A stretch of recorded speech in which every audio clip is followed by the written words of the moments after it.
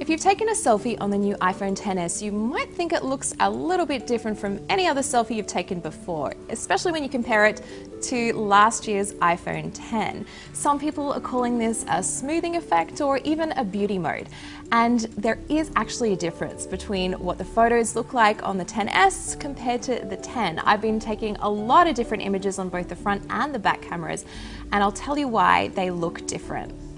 The first part is to do with how the XS takes photos through HDR and computational photography.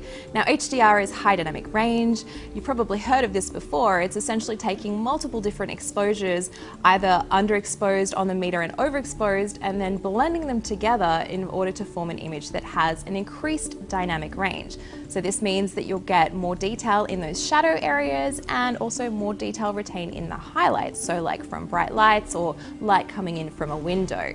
So that's essentially what HDR is, and because of that blending technique, some photographers have been able to do kind of cool things with this in order to make HDR look a lot different from a regular photo. So they can make images look a little bit more hyper-real, or they can make them look a little bit more airbrushed because of the way that they map those tones and the way that the shadow and highlight detail is distributed. So that's one reason why images look a little bit different. The XS is doing a lot of this computational photography behind the scenes and blending exposures. And it's important to note that Apple isn't the only company doing this on phones. Google, Samsung, and many other manufacturers have HDR and blended exposure modes in there as well. Now, Apple also has the addition of Smart HDR on the iPhone XS, and this is Apple's Phil Schiller at the iPhone XS launch event explaining how it works.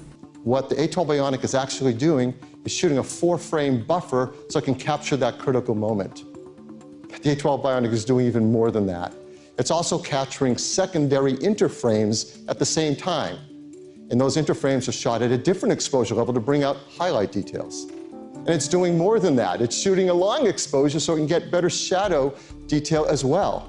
And when you're taking that picture, it's analyzing all of those, finding out how to match up the best parts of each and merge them into one perfect photo. So here's a selfie I took to kind of show the difference between Smart HDR on the iPhone XS and not having Smart HDR on the iPhone X. As you can see, the window in the background on the X is pretty much completely blown out. There's not as much detail captured there.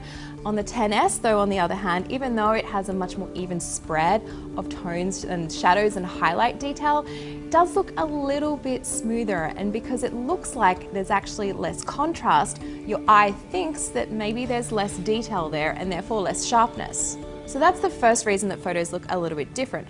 The next part is to do with noise reduction. So when you're taking an HDR image or blending multiple exposures together, you pretty much need to make sure that all those photos have been taken at the same time. Otherwise, you're going to introduce things like camera shake or subject shake into your images. Now, to do that, a phone camera or any other camera pretty much needs to rely on a really fast shutter speed. And to do this, either in bright light or low light, you usually have to ramp up your ISO unless you're shooting in like outdoor sunlight with a lot of ambient light there.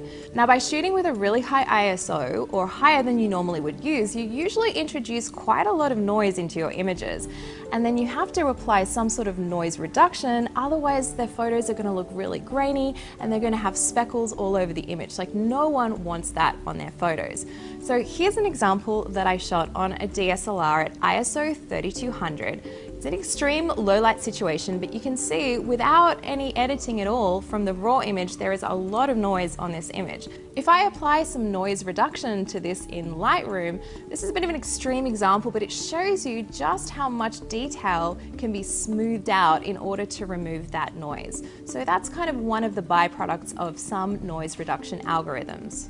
So when you're shooting photos on the XS, especially selfies in low light, obviously it's going to have to apply a lot of noise reduction in order to get rid of that noise, otherwise you have a really grainy image.